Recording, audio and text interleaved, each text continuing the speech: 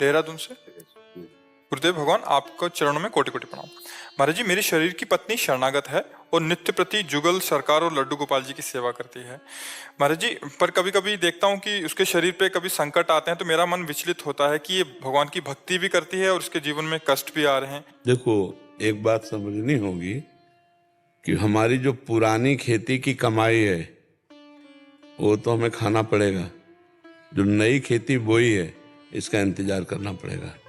ये जो इस जन्म में हम भक्ति कर रहे हैं तो तुम्हारी पत्नी को कितना कष्ट होगा तुम समझ सकते हो, लेकिन हम समझ सकते हैं इस शरीर को कितना कष्ट है। तुम्हारी पत्नी कितनी भक्ति करती है वो तुम समझ सकते हो या वो समझ सकती है, लेकिन बचपन से भगवान के मार्ग में है तो पूर्व का जो पाप कर्म है जिसे प्रारब्ध कहते हैं उसे भोगना पड़ता है। बड़े बड़े संतों को भोगना पड़ता है। रामकृष्ण परमहंस जी के गले में कैंसर था, भाई जी हनुमान प्रसाद पोद्दार जी के उदर में कैंसर था, बड़े बड़े सिद्धों को, भीष्म जी बाल ब्रह्मचारी भगवान के महान भक्त 6 महीना बाणों की सैया पर तड़प तड़प करके व्यतीत किया और फिर प्राण त्यागे। आप समझ पा रहे हो, जो हमारे पूर्व जन्म के पाप कर्म हैं भक्ति उनको सहने की सामर्थ्य देती है। जो हम नवीन भक्ति कर रहे हैं ये हमारे संचित कर्म को भस्म करेगी, जो गोदाम रूप जमा है। अनेक जन्मों के कर्म जो जमा है उनका नाम संचित, जो अभी हम नए कर रहे हैं उनका नाम क्रिमाण। और जिन शरीर की रचना 2 कर्मों से हुई, पाप और पुण्य, सुख और दुख, उससे ये शरीर कभी सुखी होता है और कभी दुखी होता है। तो वो प्रारब्ध पहले रच चुका है, भक्ति अब कर रहे हैं। और जन्म के पहले शरीर का प्रारब्ध रच गया है कि 40 साल में ये होगा, 30वें वर्ष में ये होगा, 5वें। अब उसको अगर आप भक्ति से जोड़ेंगे कि भक्ति करते हुए भी उसको जुकाम हो रहा है, बुखार हो रहा है, शरीर दर्द कर रहा है, या कोई रोग हो जाता है, या कोई घटना घट जाती है, तो ये अज्ञान होगा हमारा। भक्ति हमारी नई फसल है और शरीर की रचना है पुराना पहले हो चुका है। भक्ति अब हम कर रहे हैं ना, लेकिन शरीर रचने के पहले जो कर्म रख दिए गए, ये है भजन का फल कि भगवान की शरण में है तो हमको महसूस नहीं होने दे रहा और भयानक कष्ट है। भक्ति का फल सहनशीलता और अगला हमारा हिसाब बढ़िया होगा।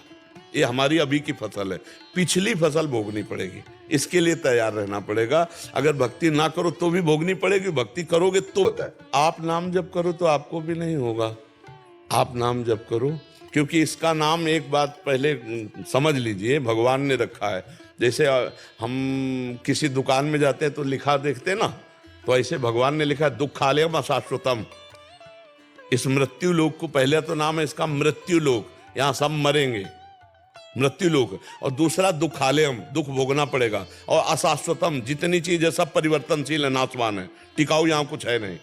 अब हम इस दुकान में खड़े हैं, संसार की मृत्यु लोक रूपी दुकान में, और प्रतिक्षण यहाँ सब नाशवान को प्राप्त हो रहा है। तो दुखी मत होइए, प्रसन्न होइए। मृत्यु एक बार आनी है तो यार उसके लिए क्या दुखी होना, जो सबको आनी है और एक बार आनी है तो यार प्रसन्न होकर उसको स्वीकार करो कि आ जाना जब तुम्हारा मन हो।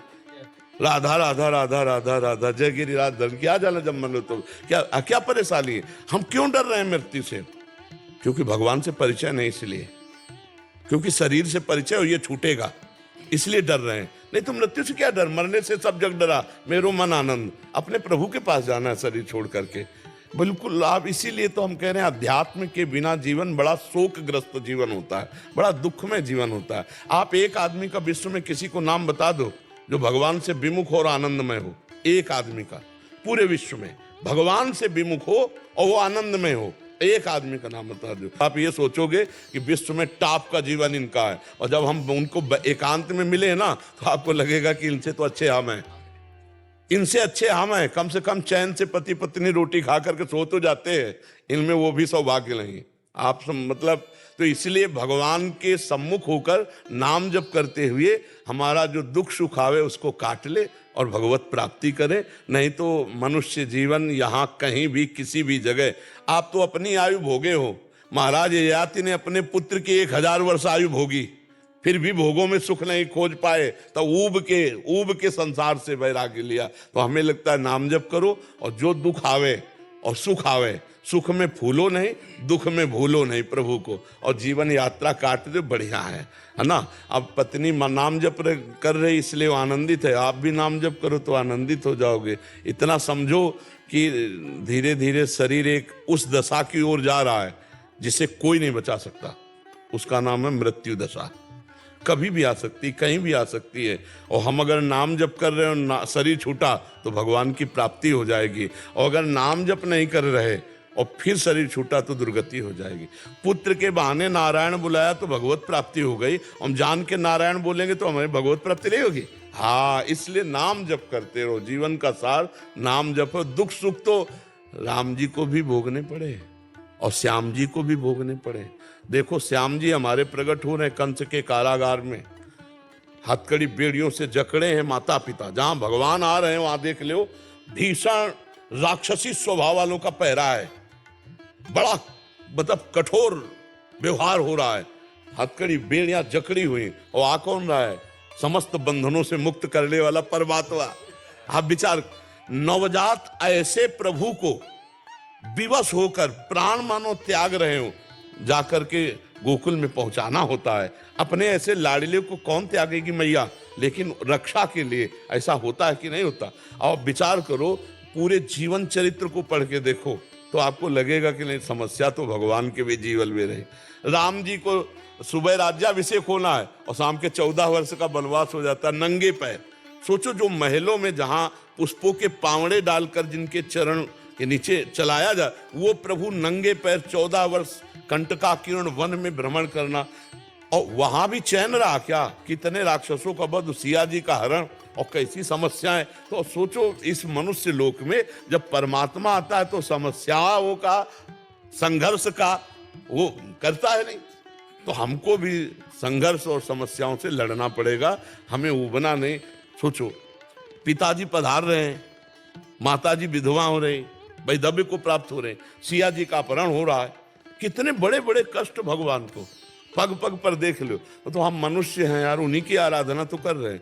हर समस्या से लड़ेंगे और आपका नाम स्मरण करेंगे, और हर दुख में आपकी जय बोलेंगे। ये नहीं कि रबड़ी रसगुल्ला खा रहे हैं तो जय नहीं, हम भूखे भी होंगे तो आपकी जय बोलेंगे, सुख है तो आपकी जय बोलेंगे, दुख है तो आपकी जय बोलेंगे। आपके सिवा, जैसे आपने कहा कि अन्य कोई नहीं, आपके सिवा और अब कहीं तो हाँ, तो दुख में, सुख में, लाभ में, हानि में, स्वस्थता में, अस्वस्थता में हमारी भक्ति बाधित ना हो तो इसी जन्म में भगवत प्राप्ति हो जाएगी। नहीं तो फिर माया का तो बहुत विचित्र रूप है, पता नहीं क्या बनना पड़े। इस बार मनुष्य बने, फिर पता नहीं सुअर कुत्ता गधा क्या बनावे भगवान। इसलिए हम नाम जप कर ले और इस जन्म में ऐसा भजन कर ले कि या तो आगे जन्म ना हो, और जन्म हो तो फिर किसी भक्त के यहाँ हो, जहाँ जन्म से हम भगवान की आराधना करें, भगवान की जूठन पाकर के। जब जैसे आप लोग हो, जूठन से ही पैदा हुए, मतलब आपके पिताजी रहे, गिरिराज जी की सेवा करके गिरिराज जी की जूठन पाते रहे, उससे आप आए, और पैदा होते ही जूठन मिलती रही, और जब तक पधारोगे इन्हीं की जूठन पा ली है। तो ये जीवन क्या है? ये तो भागवतिक जीवन है, भगवत स्वरूप जीवन है।